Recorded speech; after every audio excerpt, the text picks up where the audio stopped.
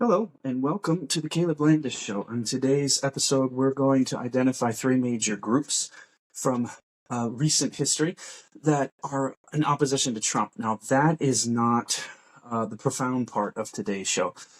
The profound part of today's show is that we're going to use recent news, recent headlines that these opposing groups to Trump have made that demonstrate exactly the kind of people that they are and the way that they operate. And hopefully it will be helpful for you as you navigate the political spectrum. Welcome back, or welcome for the first time to the Caleb Landis Show. This is only episode 2, fairly new, obviously, for everybody who's here. You can see that this is a political show and that it is slanted in favor of Donald Trump. I make no bones about that. In fact, I am a full-time Republican activist with in Erie County, Pennsylvania, for Scott Presler's Early Vote Action. But my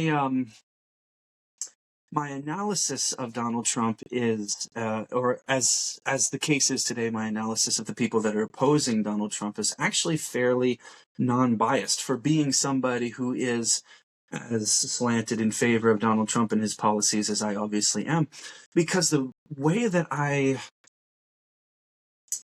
assess, the way that I judge the people who are in opposition to Donald Trump, I don't make assumptions about them, I make observations about them, right?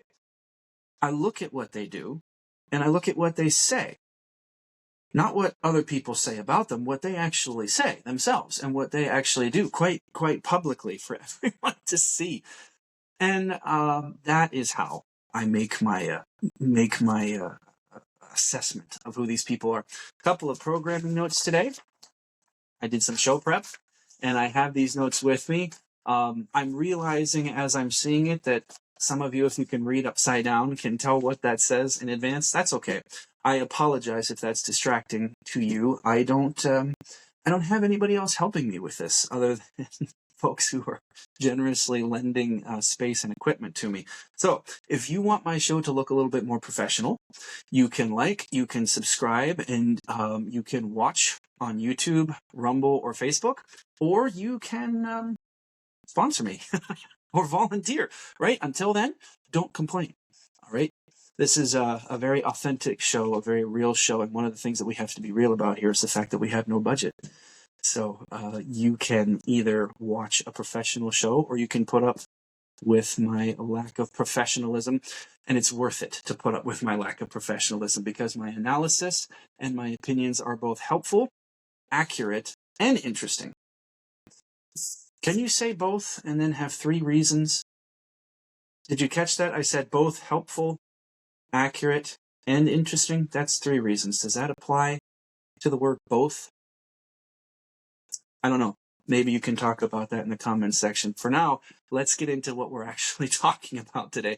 The 3 major groups that oppose Donald Trump are obvious, right? They're the American left, the Democrat Party, and its allies, right?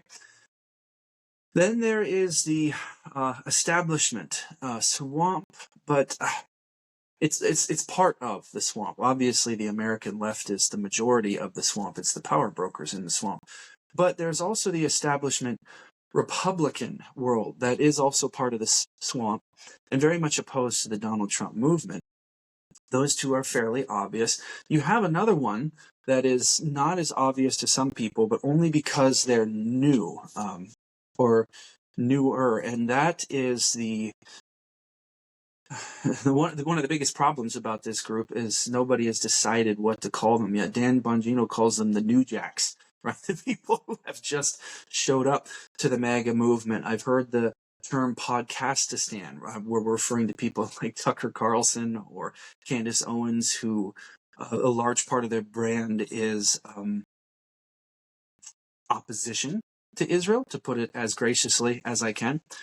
Some people call them doomers, some people call them black pillars, some people call them the woke right. They are the Thomas Massie fans, the people who can't talk about anything in regards to Donald Trump other than the Epstein list and the war in Iran, and the people that blame the Jews for everything And also, if it wasn't the Jews' fault, then it's the fault of the boomers who watch Fox News and listen to Fox News and listen to and believe and follow Jews or support Jews, right? So hopefully that gives you an idea of the third major group that I'm talking about. These are the people who are the biggest players on the scene that are opposed to what Donald Trump is doing, opposed to the MAGA movement, even though some of them, especially in the establishment Republican world and the woke right world, or another name for them, the American Reich, even though some people, or a lot of people in that group, would say that they're not opposed to what to what Donald Trump says he wants to do. In practical purposes, of course, they are, even if they won't admit that. So let's start with the American left. A primary figure in the American left where I live is Josh Shapiro. He is our governor. He is finishing up his first term as governor, technically he's running for re-election to be governor of Pennsylvania, although in reality what he is doing is running for president. He ran the first time around very much as a moderate. Like a key example of that was school choice. During his campaign, he was open about the fact that he was in favor of school choice, which, of course, most Pennsylvania parents and voters are. When he decides to, or when he becomes governor, he, of course, decides to abandon that moderate position and actually oppose the school choice bill that the Republican, at the time, legislature was about to send to his desk. My point is, he is actually very much a leftist figure. And he recently posted something on social media as part of his campaign for governor and for president in 2028 that was remarkably all-encompassing as to what the American left actually is. Very, very descriptive. I think illustrative is the word that I'm looking for. What I mean is that it illustrates very fully and very succinctly everything that it means to be a leftist in America today. And it's a very good mini encapsulated pill version of the alternative that you have in American politics if you are not going to support Donald Trump or MAGA as it moves forward past the end of Trump's presidency. Normally, I would, if I was a professional podcast, I'd have a little graphic up on the screen that would show you Shapiro's tweet. But again, this is not a professional podcast. This is a dirt poor podcast. And if you want the show to be able to have graphics, fancy graphics on the screen, then you should volunteer to help me with that sort of thing, because for now it's just me. And I haven't figured out how to do that yet, and I probably never will. Anyway, what he said on X just today before we came on the air was that 500,000, I'm reading it now from my show notes, 500,000 workers in Pennsylvania make less than $15 an hour. For most people, those are poverty wages. And he's kind of correct in his assessment of the problem. The fact that it's hard or can be hard to get a job that will pay you more than $15 an hour in Pennsylvania is going to put you in a bad place if you are trying to earn a living. Then he goes on to his solution to this problem. He says, it's 2026. Raise the minimum wage. So here we have a guy who's finishing 4 years as governor, wants 4 more years of governor, and served for, I believe, 8 years as attorney general in Pennsylvania before that. And who is from a party who has dominated the governor's mansion in Pennsylvania for as long as I have been alive. It's not been exclusively Democrat governors in Pennsylvania, but it has been heavily leaning in that direction, especially in recent elections. So he's pointing out a problem that he is actually very much a cause of. And this is what liberalism does. This is what the American left does. This is what the alternative to Donald Trump is. Here's something that's a problem in Pennsylvania. It's hard to find a job that will pay you more than $15 an hour, and it's very hard to make a living on that kind of income. What's the solution? The solution is more of him. The solution that he is offering is more leftism, raising the minimum wage. This is American left. This is Democrat 101. They will find a problem in American society and they will point out the problem. And sometimes they're actually correct in the problem. That this is accurate. It is difficult to make a living on less than $15 an hour. What they don't tell you is that they are a significant cause of the problem in the first place.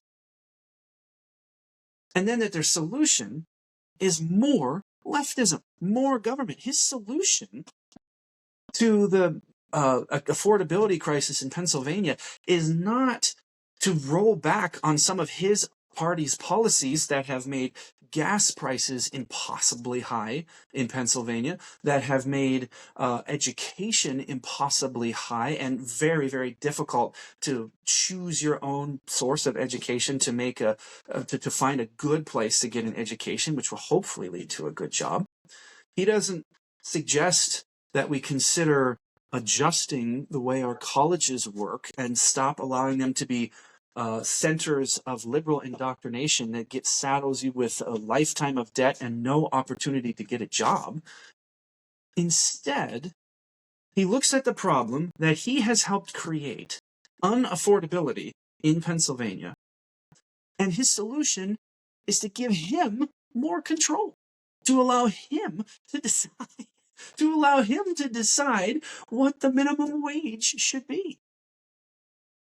Which, of course, has been tried many times in many places across the country and results in these jobs that right now are likely not to pay, or barely going to pay you $15 an hour. These jobs are likely to disappear entirely because companies that are paying you $15 an hour right now can't afford to pay you more than $15 an hour right now. So that if there are four employees making minimum wage or $15 an hour, which is above minimum wage right now, but let's say there are 4 employees in your mom and pop shop making $15 an hour. And then the government, Shapiro, comes along, our governor, and tells you that you have to pay them all $25 an hour. Guess what you're going to do? You're going to lay off 1 or 2 of them and pay the other one the other 2 or 1 or however many you can afford, $25 an hour. So then 2 people are deeper in poverty, and the other 2 people may be okay if they're lucky enough to hang on to a job. But that's because American leftism, the alternative to Donald Trump in this country, is not about helping you. They're not about lowering gas prices or increasing the affordability of homes or lowering taxes on gas or homes or anything else that you buy. They're not about improving your access to education so that you can afford to in a competitive environment where the education actually has to perform in order to get dollars.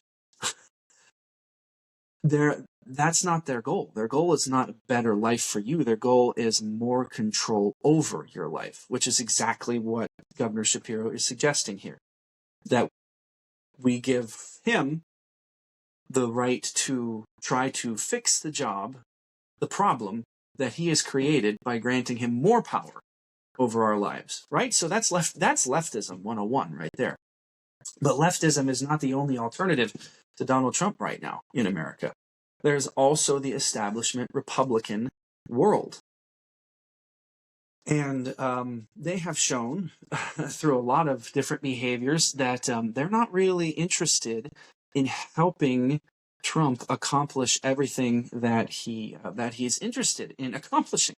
Just look at the way a Republican Senate and a Republican Senate leader, John Thune, refuses to move forward on the Save America Act, which is one of Donald Trump's major priorities, universally popular in almost every voting demographic in the country.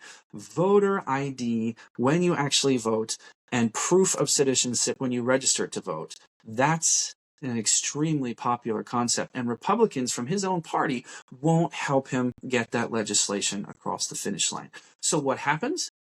Well, they start to lose in Republican primaries. It happened in Indiana a couple of months, I guess a month or so ago now. There were state senators, Republican state senators in Indiana, who refused to follow Trump's lead on a redistricting effort. They were going to redraw the maps in Indiana so that there would be so they would lose 1 or 2 Democrat seats and gain 1 or 2 Republican seats in very Republican state Indiana. Trump came out very much in support of it. And a bunch of long-term, very well-established establishment Republican state senators there decided that they would not follow along. And that was back in December of 2025. They voted down the redistricting. This spring, 10 of those no votes were up for re-election in the Indiana State Senate. 2 of them just retired. 2 of them just gave up as soon as Trump suggested that someone run against them and endorsed their primary opponents, other Republicans, to take their position on the Republican ticket. 2 of them just retired, right? And 8 of them ran. And of that 8, 5 lost. 5 lost. 1 won, and there's 1 more that probably won, but it's extremely close. We still don't know. They got slaughtered in a historical loss for incumbent state senators in Ohio or in Indiana. Sitting senators, whether state or Congress, state or national level, any sitting politician has a hard time losing. And 5 of 8 competitive races lost. And 2 more didn't even bother running. And what did the establishment Republican universe in Indiana do after they lost? Well, one of them started complaining about how unchristian it was for Indiana voters to seek revenge and retribution against him for voting in a way that they didn't like. Actually, that was just before the election. And then another one started posting sanctimoniously on X about how he had fought the good fight and how he had finished the race. In other words, they had learned nothing.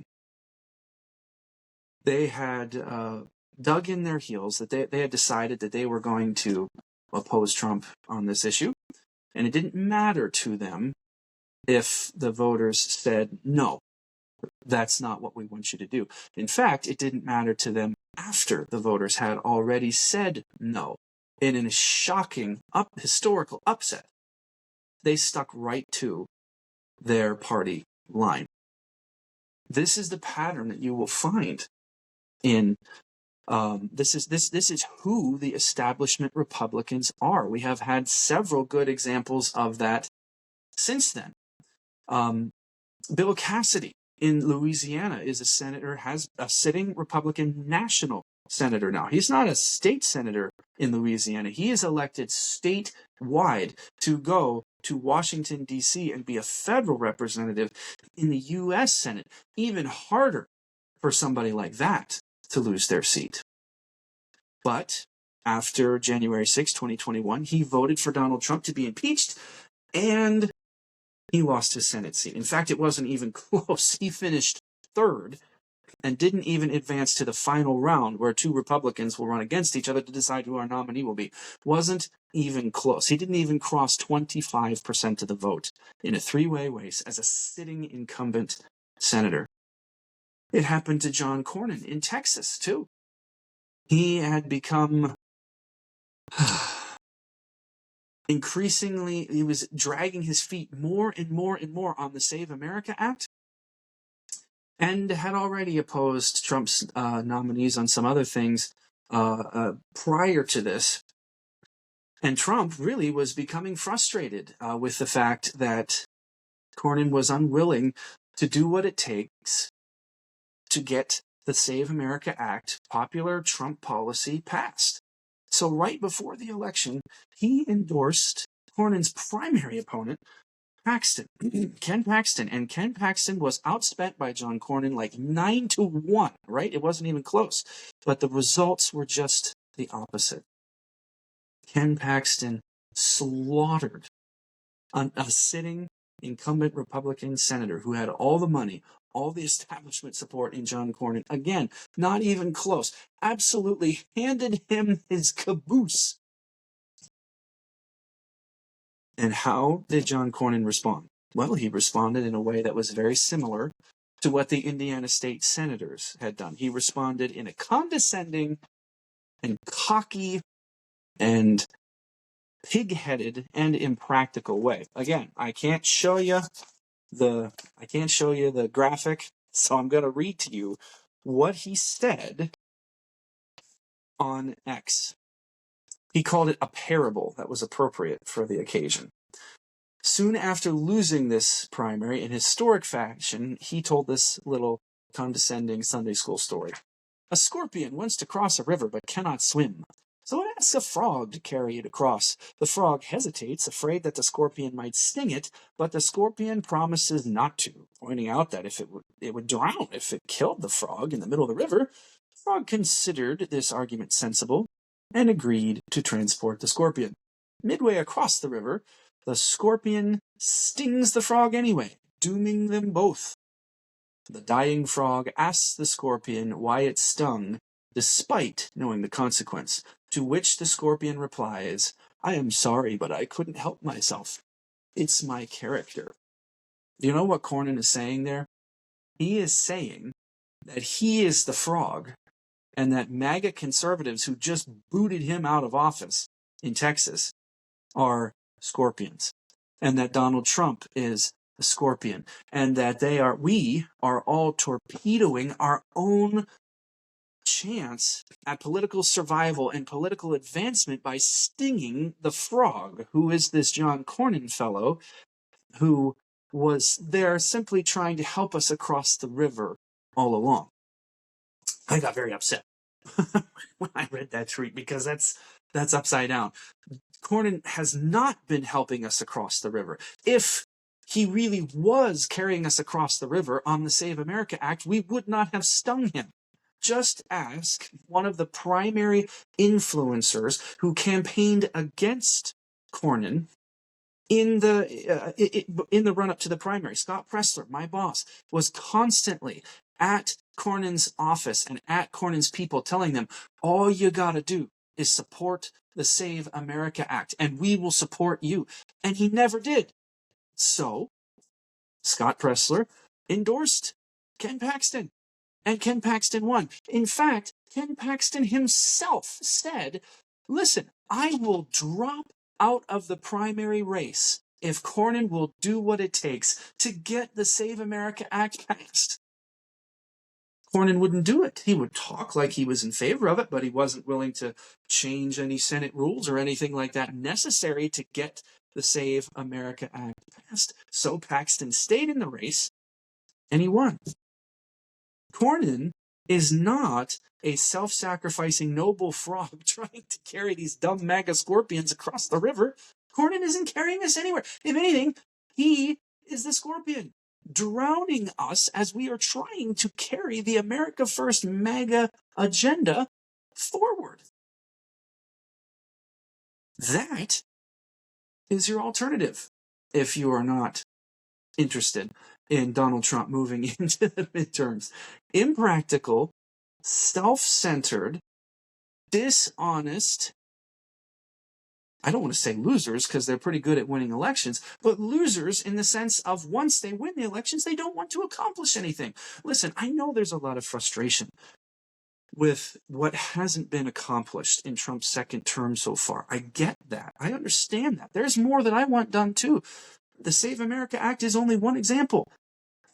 But the solution is not to start voting for jokers like Cornyn, who are the very reason why we're not accomplishing as much as we would like in the first place, or to not vote at all, or even go vote Democrat, as so many of these woke right influencers are now suggesting that we do, which would make it even less likely for Trump to be able to accomplish what we want him to accomplish in the last 2 years of his presidency. Which, nice little segue there, brings me to the third group. Your third option, the new third option, if you are not interested in MAGA and Donald Trump going into the midterms. And I call it a third option because that's what people think of it as right now. But the fact of the matter is, it is not a third option. It is just an extension of the American left, disguised as an offshoot of the MAGA movement. And I'll explain more about this today and probably throughout the show as we go. Now, these are the people that I've already described as Massey fans, right? What happened to Massey in his primary is a good case study, right? So obviously, I liked a lot about Massey prior to recent years. I'm a very fiscally conservative person. But it was clear to me in recent years and months that he was more interested in creating political power for himself than he was in doing what is best for the country. He would complain about the Epstein files, right? But he doesn't do what he can to move the ball forward in getting justice for child trafficking victims in our country anyway. He's claimed for months that he has the names of the names of Epstein accusers that haven't been exposed yet. He's been promising that he's going to read for months and like a long time. And he's been promising that he's going to read them on the House floor, and he still hasn't. Even now that his political career for the time being is over, he still hasn't actually mentioned the names. The only names he exposed were some innocent people who showed up in the Epstein list for innocuous reasons, which is why their names were redacted in the first place. He doxed these people unjustly. That's just one example of the impracticality and self-centeredness that I have seen in Thomas Massey. And that is what I see in this woke right doomer black pillar movement at large. Impracticality, for one thing, because they offer no solutions. They complain about Donald Trump, but what they complain about how Israel controls the world, but what's their solution? Well, it's becoming increasingly obvious that their solution is kind of the same solution as the American left and the Republican establishment, and that is remove power from the people and the elected representatives of the people that we just sent to Washington to fix this mess, to remove power from the MAGA movement and to push power back towards the Democrats. Listen, Nick Fuentes has said this explicitly. Candace Owens has said that she is probably not voting at all in the midterms. Fuentes said he's actually going to vote Democrat, but he'll bounce back and forth probably a couple times in between now and then because he's a very bouncy guy. But that's the message that he's delivering. And Tucker Carlson, their other big standard bearer, has spoken ad nauseum about how he regrets voting for Donald Trump. Well, where are you going to go? Back to the Democrat Party or not vote at all? How does that help with the America First agenda that you claim to be supporting? Thankfully, the voters in Kentucky saw through this, and they handed him his caboose as well. Massey, that is. He was clobbered. He got his clock cleaned by a political nobody in Kentucky. Yes, he was outspent, not by a wide margin, but he was outspent. But as Paxton beating Cornyn, who had outspent him 9-1, demonstrates, that does not equate to buying an election. So before the Massey primary, the woke right, American Reich, Podcastistan, Doomers, Black Pillars, whatever you want to call them, they and their standard bearer in elected politics, Thomas Massey, was making two primary points basically about the world, right? One is that everything is Israel's fault. And if it's not Israel's fault, then it's the fault of Fox-watching boomers who are listening to the people who are supporting Israel. That was a huge element of his campaign, and it was a huge element of the people who shall we say, pushed his movement forward on social media. I know this because I've been interacting with them for months. Some of them I'm, very close with. And if you don't believe me, go on social media and ask them yourself. And this is what they will tell you. Israel bought this election, or that Israel has corrupted the world, and there are just too many dumb boomers out there who refuse to see it. So that was their complaint prior to the election. And after Massey lost, rather than considering whether their policies were problematic in any way, or why their policies were unpopular in any way, they just continued to blame Israel. They said pro-Israel money, which there was a lot of pro-Israel money opposing Massey, was the sole reason why Massey lost, and that Israel, not the people who actually gave them the money, but Israel, like the state, bought a seat. And then they also proceeded to complain about the boomers who watch Fox News and believe the shills for Israel as well. So they didn't change their minds after their electoral defeat either. So I'm not sure if it's accurate to say that these are three separate options that are your alternatives to Donald Trump, or if it's really just three manifestations of the same driving anti-MAGA, anti-Trump universe. Because the woke right people are now actively starting to tell us that they are not going to vote in the midterms, or that they're going to vote Democrat to make sure that MAGA loses its power. And the Republican establishment has been like this multiple times. Cornyn's attempt at re-election is a great example. They spent $110 million on Senator Cornyn getting re-elected, instead of saving that money for after the primary for whoever becomes the Republican nomination, in opposition then to a Democrat senator. So for both the woke right and the establishment Republicans, their priority appears to be defeating Donald Trump instead of defeating Democrats. Can you think of anybody else on the American political scene that prioritizes defeating Donald Trump above everything else? Maybe the American left. So all of this to say, ladies and gentlemen, you really don't have a lot of viable alternatives if you are not into Donald Trump going into these midterms, or if you are not into MAGA going into these midterms. Do you want to go back to the inflation era of Biden? Do you want to go back to the president who has mush for brains under Biden?